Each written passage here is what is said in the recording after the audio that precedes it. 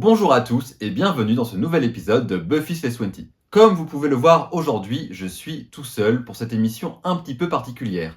Effectivement, nous avions à cœur, Yael et moi, de répondre à deux questions que vous nous avez posées sur les réseaux sociaux. La première, évidemment, vous vous en doutez, concerne notre avis sur le reboot de la série annoncé il y a quelques temps par Sarah Michelle Gellar. La deuxième news dont nous allons parler immédiatement, qui est beaucoup plus dramatique, c'est évidemment le décès de Michelle Trachtenberg, la comédienne qui interpréterait le rôle de Dawn Summers dans Buffy contre les vampires des saisons 5 à 7. Elle interprétait le rôle de Dawn Summers, la petite sœur de Buffy, apparue comme par magie en cours de route avec un arc narratif très important et central dans la saison 5. C'est également elle qui a la dernière réplique de la série à la toute fin du final de Buffy.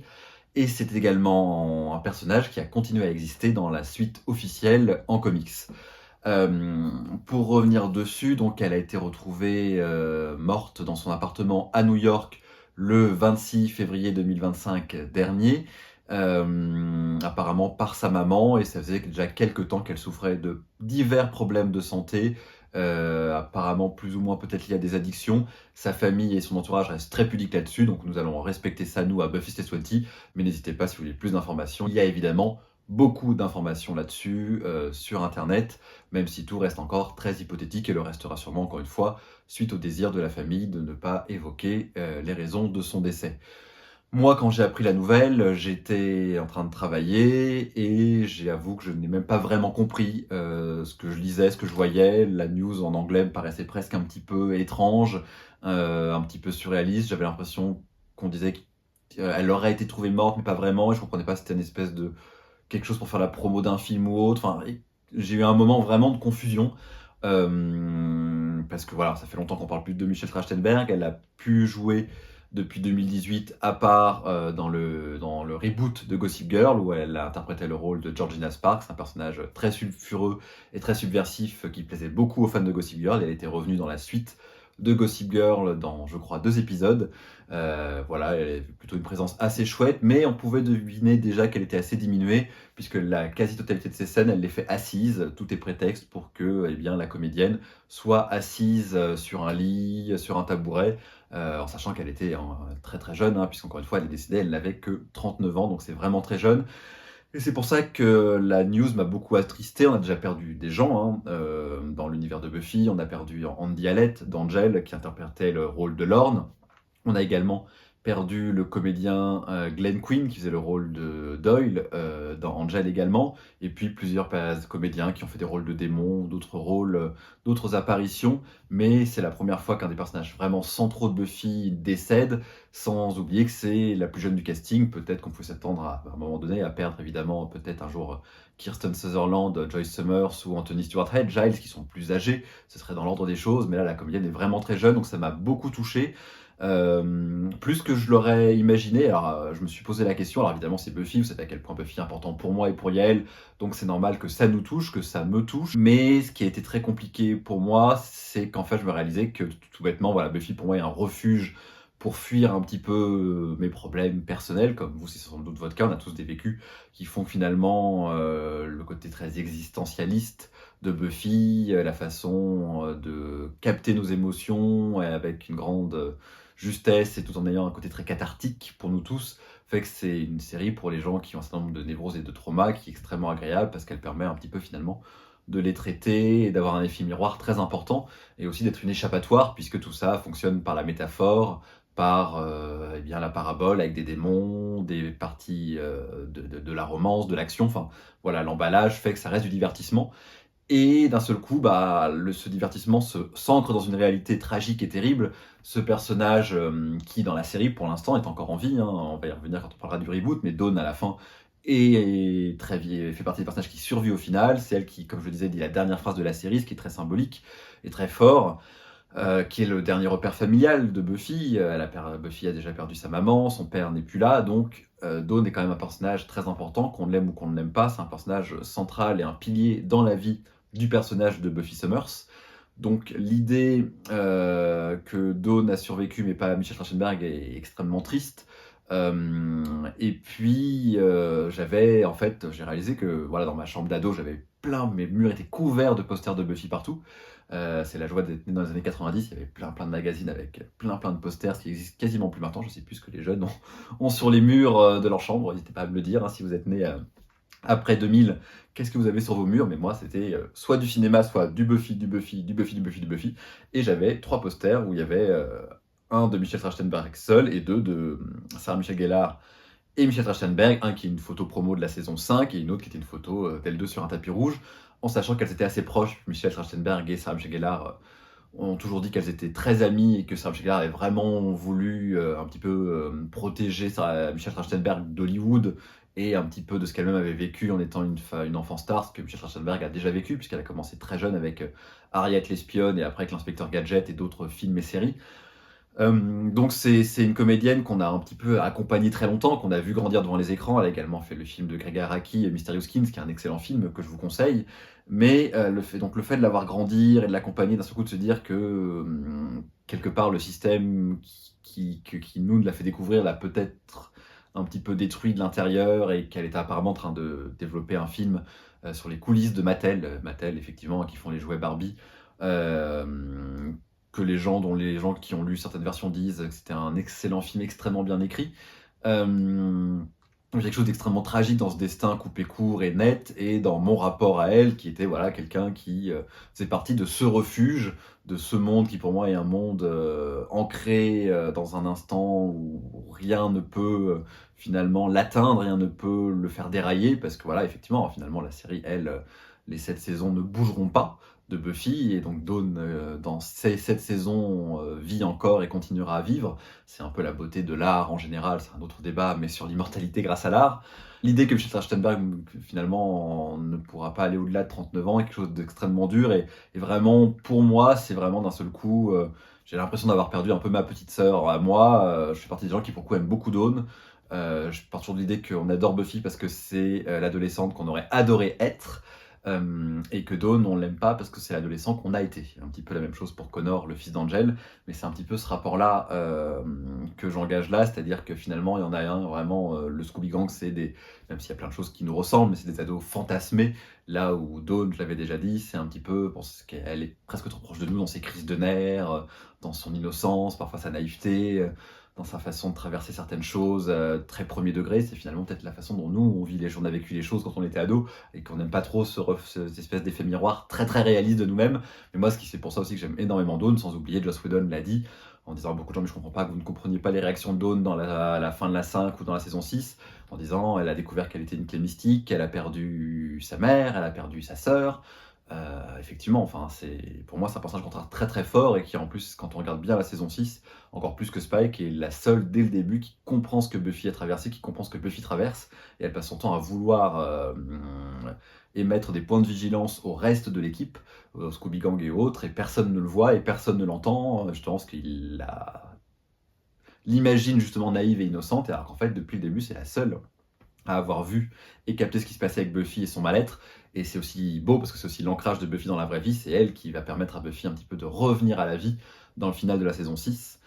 Quand Buffy lui dit, je veux te montrer le monde, je veux te faire découvrir le monde est beau, on va le découvrir ensemble. Et cette scène est très belle, et l'idée que Buffy peut-être ne pourra plus faire ça m'attriste, dans l'idée que peut-être que Dawn va disparaître aussi. Et voilà, voilà, ça m'a vraiment plombé, ça m'a vraiment rendu très triste.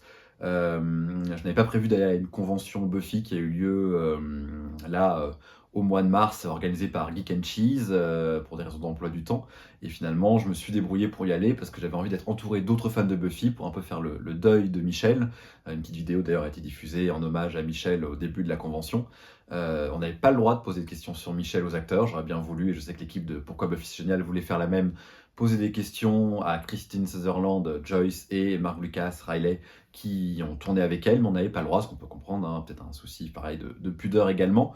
Mais bon, j'aurais bien aimé quand même avoir leurs sensations, pas sur son décès, mais partager avec eux des anecdotes de tournage, des moments de tournage avec eux, pour un peu partager ce moment, parce que je pense que beaucoup de fans étaient très attristés, et c'est quand même une grande perte, de façon générale, pour les fans de Buffy, pour le cinéma. Et je sais que moi, c'est vraiment un personnage auquel je me suis quand même identifié. Je m'identifie beaucoup plus à Buffy ou à Cordelia, par exemple. Mais Dawn est quand même un personnage qui m'a parlé dans ses crises de nerfs, dans son incompréhension de qui elle est, d'où elle vient.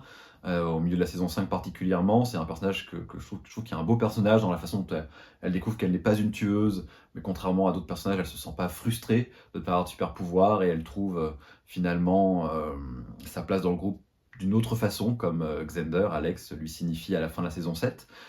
Et heureusement, grâce aux comics, elle continue à exister. Et je sais qu'il y a beaucoup de gens qui sont perturbés par le fait que Dawn et Zender sortent ensemble. Alors évidemment, Nicolas Brandon, dans la série, il a déjà une trentaine d'années. Michel Trachtenberg avait 15 ans de moins. Donc dans l'idée, dans l'imaginaire, la différence est énorme. En réalité, les personnages eux-mêmes ont très peu d'écart. Ils ont 4-5 ans d'écart, ce qui fait effectivement, quand on a 15 ans et 20 ans, là c'est un petit peu bizarre. Mais par contre, une fois que le personnage de Dawn a 20 ans et que Zender en a 25, bah, l'écart d'âge n'est plus problématique. Donc je comprends. Et en plus, il y a plein de petites notes dès la saison 5 sur le fait que Dawn a un crush sur Zender. À la fin de la saison 7, justement, quand il commence un peu à s'éloigner d'Anya, Zender se rapproche vraiment de Dawn à plein de niveaux et la valorise et la comprend d'une façon dont personne ne la comprend. Donc, pour être tout à fait honnête, moi je trouve que c'est une belle relation, Zender et Dawn. Je comprends que ça puisse déranger, mais au premier abord, mais je trouve que c'était bien raconté, que la conclusion est belle. Ils ont une petite fille ensemble qui s'appelle Joyce. Donc je trouve que c'est vraiment un joli couple. Et Dawn est très bien traité dans le comic. C'est tout aussi une saison entière, sur la deuxième partie de la saison 9. Il retraite de toute l'histoire de la clé, du fait que ce soit une clé mystique. Et c'est bien raconté. Et le rapport surtout de Buffy et Dawn, il y a une connivence, un amour. En fait, Willow et Buffy ne se retrouvent jamais vraiment. Je trouve que dans la saison 7 de Buffy, elles ont des jolies scènes de connivence, mais elles ne sont plus tout à fait la même amitié qu'avant que Willow veuille détruire le monde et que Willow force Buffy à revenir à la vie. Il y a une belle amitié, mais c'est une amitié, il y a quand même une distance qui s'est installée. Et je trouve que justement, pendant tous les comics, elle continue à avoir une grande connivence, mais plus côté meilleurs amis. Et pour moi, la nouvelle meilleure amie de Buffy, c'est Dawn. Et je trouve qu'il y a un rapport, une proximité qui est très belle dans cette famille recomposée, avec cette petite sœur qui arrivait en cours de route, mais avec qui elles ont quand même vécu des grands traumas, dont la perte de leur mère. Et je trouve que Dawn est un des personnages qui a le plus bel arc narratif et le plus complet des comics. Donc c'est hyper chouette. Euh, donc d'ailleurs à voir ce qu'ils vont en faire dans le reboot, on va y revenir. Mais voilà, donc moi ça m'a vraiment rendu très triste. Avec mon compagnon, on est en train de regarder la saison 5, il découvre la saison 5 et les épisodes qu'on va regarder juste après, c'est les épisodes où justement Dawn découvre quelle est la clé. Donc 2 épisodes, Checkpoint et Les liens du sang, Blood Ties, la clé en français, sont 2 épisodes où on ne voit quasiment que Michel Trachtenberg et ça a été très émouvant, très touchant, très dur même à regarder parce que voilà, ça m'a rendu vraiment triste d'imaginer que cette comédienne-là n'est plus là et que pour l'instant, Buffy n'est pas trop touchée par des décès importants dans l'équipe, aussi bien des auteurs que des acteurs, et ça m'a fait aussi un peu me projeter sur ce qui allait se passer quand les acteurs allaient commencer à disparaître. Hein. On commence à vieillir, hein, la série a bientôt 30 ans, donc les choses vont arriver, et je me dis que ça risque d'être très traumatique pour moi. Et c'est un peu étrange en plus faire le deuil d'acteurs qu'on aime beaucoup. Moi j'étais très touché par les différents dessins de la série Glee. Glee a été très important pour moi en tant que jeune homme homosexuel. Et il y a eu des choses très dramatiques sur le tournage de Glee et avec les comédiens de Glee, beaucoup de décès, des suicides. euh, et je sais que Naya Rivera, Santana, quand elle est décédée, j'ai mis des semaines à m'en remettre. Ça m'a énormément touché. C'est bizarre parce qu'on est fans, c'est des gens qu'on ne connaissait pas intimement. C'est des gens qui nous ont parlé intimement parce que ça nous a touchés et ça a clairement créé une émotion chez nous du fait d'un rapport intime qu'on a entre ce que la série raconte et ce que nous on a vécu dans notre vie personnelle ou ce qu'on vit. Mais c'est quand même bizarre en fait le rapport de fan, d'être triste pour quelqu'un qu'on n'a jamais connu. Moi-même, qui à titre personnel ai perdu beaucoup de gens très proches de moi. Je me dis c'est étrange d'avoir presque un rapport alors, qui n'est pas tout à fait similaire. Je ne vais pas faire le deuil de Michel Trachtenberg comme j'ai fait le deuil de ma mère. Mais il y a quelque chose d'un petit peu étrange dans ce rapport.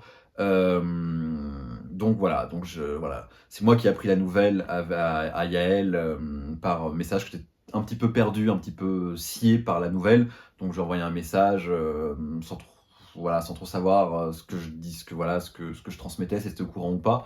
Yael a été très perturbée par la nouvelle, tout comme les deux personnes avec qui elle partage sa vie à Berlin, qui sont 2 grandes fans de Buffy également. Et, et voilà, après, je sais que voilà, elle a été aussi très touchée. Elle a pour le coup cette chance, je dirais, d'être entourée de 2 fans de Buffy au quotidien. Donc elles ont pu en parler, elles ont pu un petit peu vivre ce décès ensemble. Voilà, moi c'est pour ça que j'étais à la convention Buffy, même si mon compagnon s'attache de plus en plus à Buffy, rentre de plus en plus dedans, il découvre à peine Dawn, il n'est pas évidemment pas aussi fan que moi et que nous, donc c'est pour ça que je voulais aller à cette convention Buffy où j'ai été, parce que j'avais envie d'être entouré, de pouvoir parler de Dawn et de Michel Trachtenberg et parler de Michel Trachtenberg avec des gens qui allaient éventuellement comprendre ce sentiment un peu étrange de pleurer quelqu'un que je n'ai pas connu intimement, même si je l'ai croisé très brièvement en 2011 sur le tournage de Gossip Girl. Ça a été très bref, j'ai eu un très court échange avec elle, un peu étrange, que je garde pour moi. C'est une anecdote rigolote, mais que je garde pour moi et que veux bien vous la raconter en direct si on se croise un de ces quatre. Donc j'aurais au moins eu la chance de l'avoir croisé quelques instants. Mais voilà, mais c'est étrange quand même d'avoir ce sentiment vers quelqu'un qu'on n'a jamais connu et autres, et en même temps, voilà, qui quand même, Michel Trachtenberg, Dawn, à chaque fois que je me refais Buffy, et je me la surfais beaucoup, je passe des heures et des heures avec Dawn Summers, et j'ai aimé l'Inspecteur Gadget, et j'ai aimé Mysterious Skins, donc voilà, donc à un moment donné, c'est quelqu'un qui nous a touchés, et c'est triste de le voir disparaître.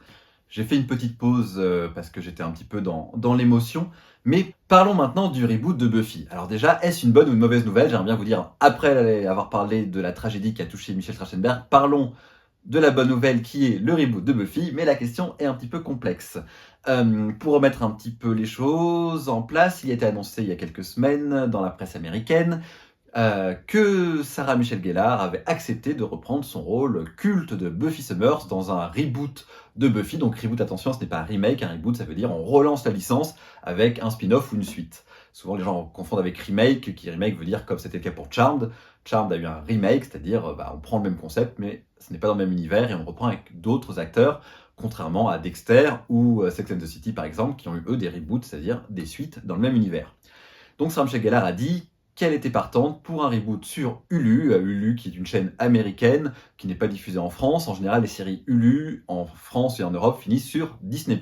Donc fort à parier que si la série voit le jour, elle sera sur Disney+, en Europe. Ce qu'on sait pour l'instant, on sait qu'il y aura deux showrunneuses, Lila Zuckerman et Nora Zuckerman, qui ont déjà travaillé avec Joss Whedon sur la série Agents of S.H.I.E.L.D., des séries dérivées de l'univers Marvel. On sait également que Chloé Zhao réalisera le premier épisode, l'épisode pilote de ce reboot, et que les choses se sont faites justement sous l'impulsion de Chloé Zhao, puisque Chloé Zhao a un contrat avec Disney depuis quelques temps. Chloé Zhao qui a eu un Oscar pour Nomadland, et qui est également la réalisatrice du Marvel que moi j'aime beaucoup, les Eternals, The Eternals, qui est un petit peu un Marvel de super-héros très différent de ce qui a été fait par ailleurs, avec beaucoup de diversité. Et la filmographie de Chloé Zhao me plaît moi énormément. C'est une réalisatrice que je suis avec beaucoup d'intérêt depuis très longtemps et dont je suis très fan. Donc pour moi, ça me paraît presque logique et même un peu bizarre que cet univers de Chloé Zhao, qui était pour moi très loin de Buffy, se rencontre avec beaucoup de questionnements et de déconstruction de la masculinité toxique, beaucoup de mise en avant des personnages féminins. Donc c'est vraiment pour moi effectivement quelqu'un d'assez pertinent pour reprendre Buffy. Et donc Chloé Zhao a un droit de regard sur tout ce qui passe à Disney. C'est-à-dire qu'en gros, tous les projets passent sur son bureau et elle a le droit de dire avant les autres si elle veut le réaliser ou pas, ce qui est quand même plutôt sympa. Et effectivement, voyant passer le projet de reboot de Buffy, elle a dit « je veux le faire, j'adore Buffy ».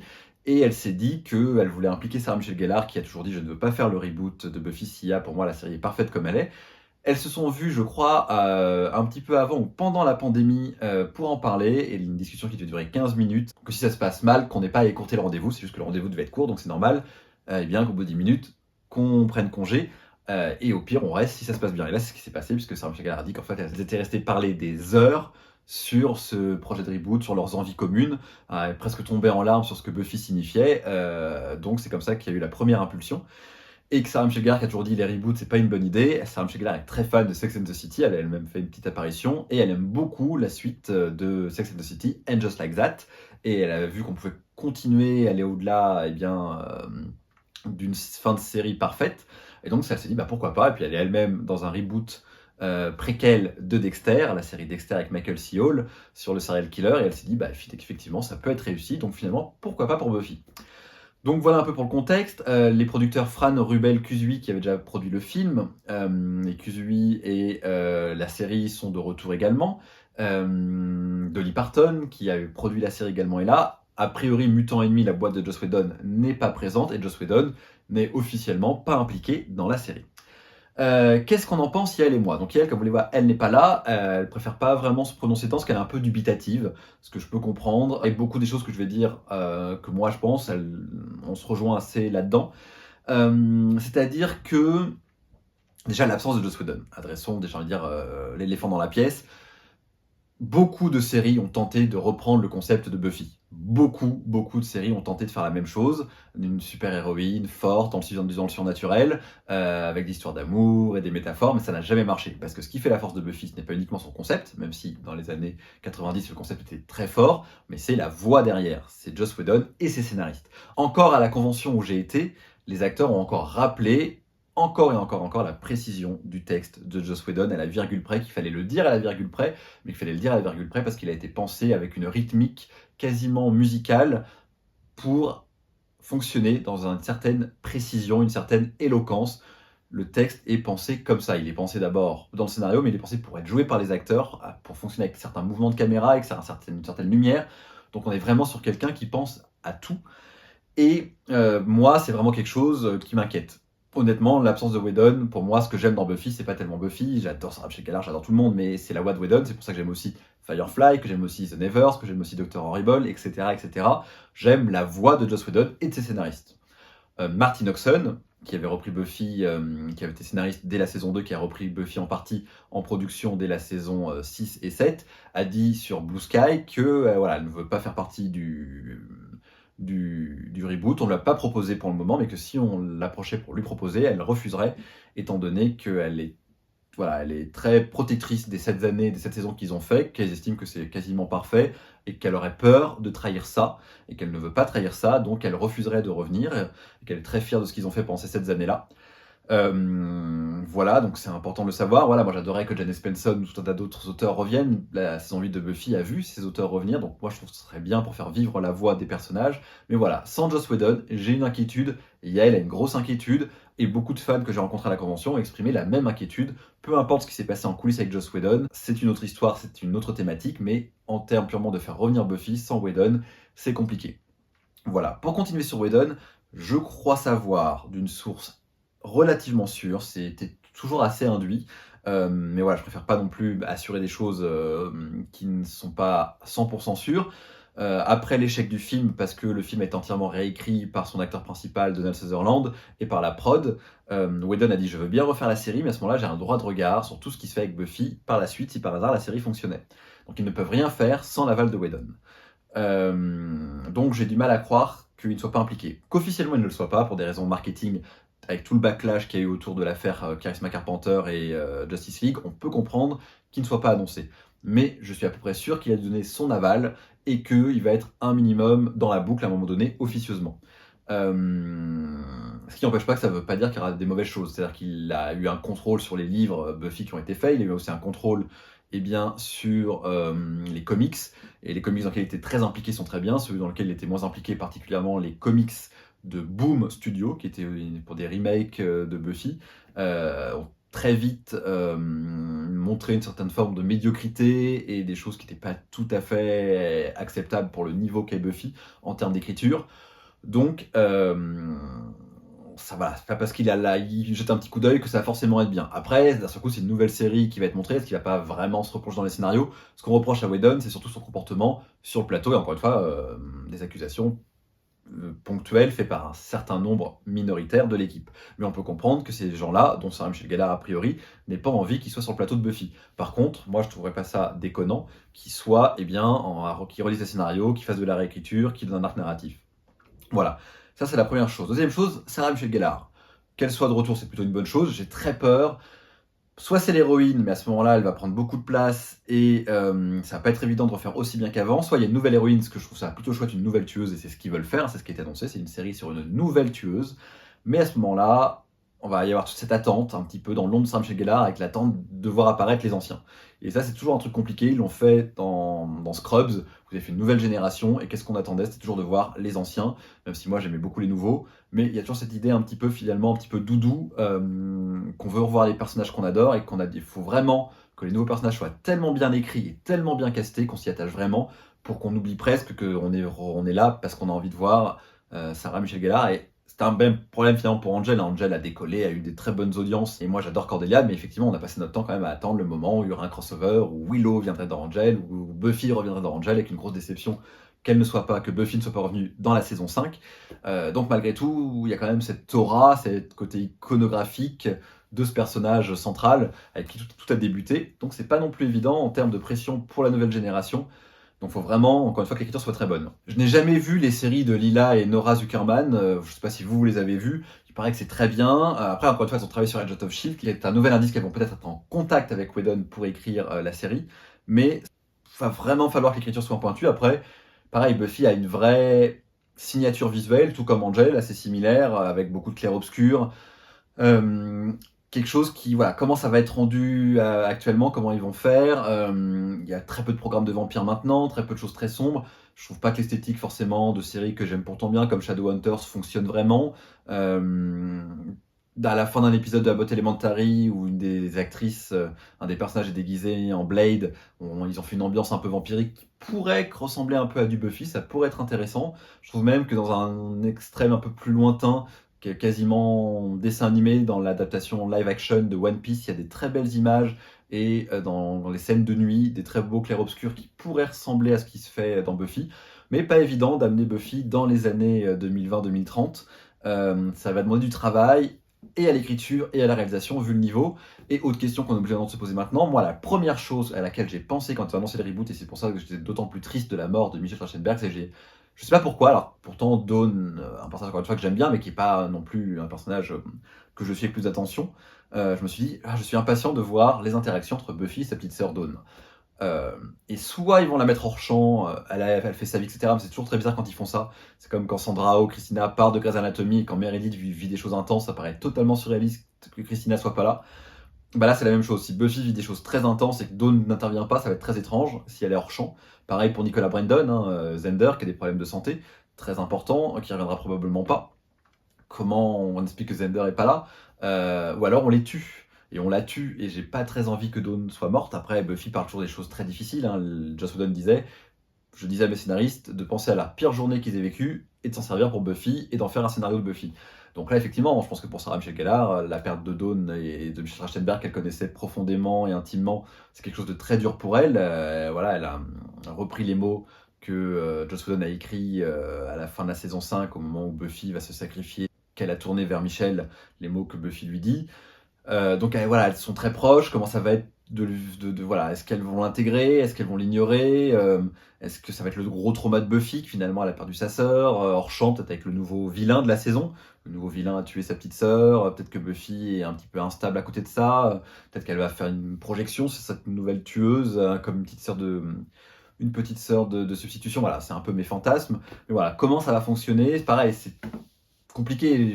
J'aime tellement cette dernière image de tous ces personnages au bord du gouffre de Sunnydale, et de Dawn qui dit cette dernière phrase, Buffy, qu'est-ce qu'on fait maintenant, que l'idée que Dawn soit plus là, qu'elle va retraverser des traumatismes très durs, d'un côté ça peut être chouette, mais de l'autre côté ça peut être très dur. Mais en même temps j'ai envie, à la rigueur, s'il y a un reboot, si le reboot a lieu, que c'est lieu. Je veux que Buffy ait de nouveau des défauts, des traumatismes, qu'elle traverse des choses difficiles, parce que le problème de cette icône qu'elle est devenue, c'est qu'elle risque d'être intouchable. Et je pense par exemple au personnage d'Ahsoka Tano dans Star Wars, qui est un personnage plein de défauts, mais que tout le monde s'est mis à adorer, justement par l'évolution et comment elle a avancé au cours de Star Wars Clone Wars et de Star Wars Rebelle. Mais quand ils ont fait sa série Ahsoka, finalement le personnage secondaire de Sabine a un arc narratif beaucoup plus complexe et intéressant, parce qu'Ahsoka est devenue une telle icône intouchable, propre sur elle-même, que les fans adorent, qu'elle n'a pas vraiment d'arc. Elle sait se battre, elle a une bonne philosophie de vie, elle a tout vécu, tout vu. Donc finalement, le personnage n'est pas très intéressant. Il y a vraiment un côté on n'y touche pas. Et en fait, Buffy, il faut y toucher, il faut y aller. Et j'ai peur, en ayant peur de froisser les fans, et en faisant du fan service, qu'ils aient peur d'aller vraiment les mains dans le cambouis. Joss Whedon n'a pas eu peur de trimballer Buffy dans tous les sens, dans toutes les saisons. Et donc de proposer quelque chose qui va un petit peu bousculer le personnage et bousculer Sarah Michelle Gellar en même temps. Et ça, j'espère qu'ils vont pas y aller, parce qu'à ce moment-là, c'est extrêmement ennuyeux, ça n'a aucun intérêt. Alors oui, évidemment, ça permet de ne pas trop toucher à ce qu'est la fin de la série, mais en même temps, voilà. Donc Il y a beaucoup de fans à la convention qui ont émis des doutes et une réticence quant à fait que Sarah Michelle Gellar puisse bien comprendre Buffy. Je sais qu'elle a des réticences similaires. Est-ce qu'elle est capable de bien comprendre son personnage? Elle a souvent dit des choses dans l'interview qui étaient pertinentes, d'autres un peu moins, ou un peu tout le temps la même chose. Alors est-ce que c'est juste parce que Sarah Michelle Gellar fait attention à ce qu'elle dit en interview? Mais voilà, pas forcément un projet évident, donc beaucoup d'appréhension, une sensation mitigée. Beaucoup de gens m'ont dit ah tu dois être trop content, ils font un reboot de Buffy. En vrai, j'aurais préféré un vrai spin-off totalement indépendant dans le même univers, mais où on n'intègre pas les anciens, ou alors la fameuse bande dessinée Frey, la tueuse du futur, où est apparue un an avant la saison 7, la fameuse Faux, la site des tueuses, qui fait lien avec l'univers de Buffy, et dans lequel éventuellement, dans les comics, à un moment donné, il y a des voyages dans le temps, Buffy et Frey se rencontrent, mais la cas Frey, le personnage principal, donc ça pourrait en plus permettre d'intégrer Sarah Michelle Gellar en laissant aussi les autres de côté.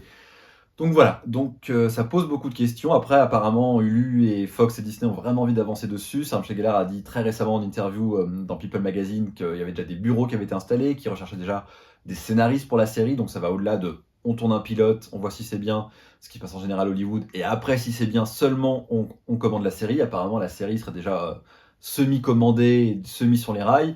Là où Sarah Michelle Gellar fait très attention apparemment à bien mettre les choses en place pour que les choses soient faites comme il faut, mais il y a cette sensation que Disney, ils ont une licence qui peut leur apporter beaucoup d'argent et qu'ils ont envie d'y aller. Surtout que les fans de Buffy comme nous ou comme vous, qui sont bien fans depuis bientôt 30 ans, bah, évidemment qu'on va regarder. Mais à l'inverse, il y a beaucoup de gens qui ont découvert la série très récemment grâce à Disney+, ou Amazon ou d'autres plateformes, et qui, vont avoir envie aussi de voir le reboot. Donc ça va ramener énormément de fans, en fait, des 2-3 générations de fans différents, qui vont tous regarder ce reboot. Donc à voir ce que ça donne. Voilà, pas très confiant. J'aimerais bien qu'ils annoncent que Whedon est dans la boucle, ils le feront pas. Je pense que ça rassurerait tout le monde, et même dans ce cas-là, ce serait pas l'idéal, mais on se dirait il y a une vraie vision, il y a une vraie envie de revenir. Même si Whedon est impliqué, encore une fois, je pense qu'ils le feront pas pour des raisons marketing, mais j'aimerais bien qu'officieusement il le soit, puisqu'il est censé avoir un droit de contrôle, un droit de regard sur tout ce qui concerne Buffy. Puis ça pose d'autres questions. Est-ce qu'ils ramènent Jeff Masters? Est-ce qu'ils vont assumer que Jeff Masters est quand même maintenant vieux? Est-ce que ça veut dire que Spike est devenu humain? J'espère qu'ils vont pas ressusciter tout le monde.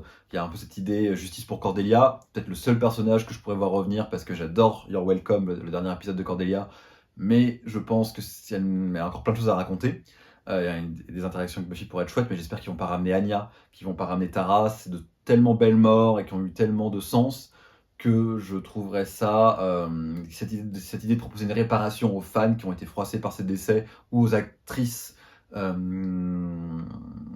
ont peut-être été déçues du destin de leur personnage. Je trouverais ça un peu gratuit, un peu facile, et pour moi ce serait vraiment, pour le coup, mettre un grand coup très violent dans ce qu'est l'ancienne série et dans la dureté de l'ancienne série, qui dit le monde est dur, la vie est dure, et faire le deuil c'est important, et perdre des gens ça fait partie de la vie. Et s'ils se mettaient à ramener tous ces personnages, Joyce également, voilà, si tous ces personnages qui sont morts revenaient, je serais très très déçu, et j'espère qu'ils vont pas aller là. J'espère qu'ils ont cette intelligence-là. Voilà, pareil, la question de David Boreanaz, Angel, enfin voilà, comment ils vont inclure la fin d'Angel? Est-ce que la fin d'Angel va être prise en compte? Est-ce que les comics vont être pris en compte? Souvent, comme ils ont fait pour Star Wars, ils effacent les comics quand même écrits par Whedon, il y a quand même des gens qui s'y sont investis, ou est-ce que ça va être juste inspiré des comics, ou est-ce que ça va peut-être être justement littéralement les comics transformés en série? Voilà, il y a plein de questions qui se posent encore, on n'a pas beaucoup de réponses, mais voilà, vous vouliez avoir notre avis à Yael et à moi, et je vous en remercie. Voilà, Yael rejoint beaucoup de choses, des choses que je viens d'évoquer là à l'instant. J'espère que ça vous donne des pistes de réponse et de réflexion également sur un petit peu ce qui va se passer. Voilà, je pense, j'imagine au plus rapide un tournage en septembre à la rentrée, ou en janvier l'année prochaine, pour éventuellement une diffusion en septembre 2026. Voilà, c'est ce que je peux imaginer pour ce reboot. Donc n'hésitez pas en commentaire à dire un petit peu ce que vous ressentez, si vous êtes excité, si vous avez des appréhensions, si c'est comme moi un peu les deux. Moi je suis surtout dans l'hésitation et un peu l'incompréhension de ok, qu'est-ce qui se passe. Je pense que ce qui me plaît dans ce reboot, c'est juste le fait que Sarah Michelle Gellar ait un peu fait la paix avec Buffy, et qu'elle a vraiment, ce qui était déjà en cours depuis une dizaine d'années, mais embrassé la mythologie de Buffy, ses fans, ce que Buffy représente. Tout de suite après la série, elle a eu besoin un petit peu de s'émanciper de la série, et donc elle en parlait beaucoup moins. Et à un moment donné, on a senti qu'elle se rendait compte un peu de l'héritage de la série et de ce qui était resté, de la qualité de la série avec du recul. Donc voilà ce que je peux dire sur le reboot de Buffy. Quoi qu'il en soit, on se retrouve dans quelques semaines en bonne compagnie puisque je serai avec l'invité Stéphane Sanchez, auteur du livre Lettre à Sarah, qui sera notre invité à Yael et à moi dans Buffy Slash 20 pour venir nous parler de son livre, mais surtout, ce sera une émission spéciale Sarah, Michel Gellar. On va parler de sa carrière, de son rôle évidemment de Buffy, de sa venue à Cannes. Donc soyez là, soyez présents, ça va être une très très belle émission, très complète. Il était temps quand même, au bout d'un moment, dans Buffy Slash 20, qu'on parle quand même de celle qui nous a fait rêver pendant 7 ans, et peut-être bientôt beaucoup plus. Voilà, donc soyez présents, j'espère que ça vous plaira, et puis je vous dis à très vite, et surtout, faites-moi votre tour sur votre ressenti quant au décès de Michel Trachtenberg, mais également sur le reboot de la série. Merci beaucoup à tous, et à bientôt.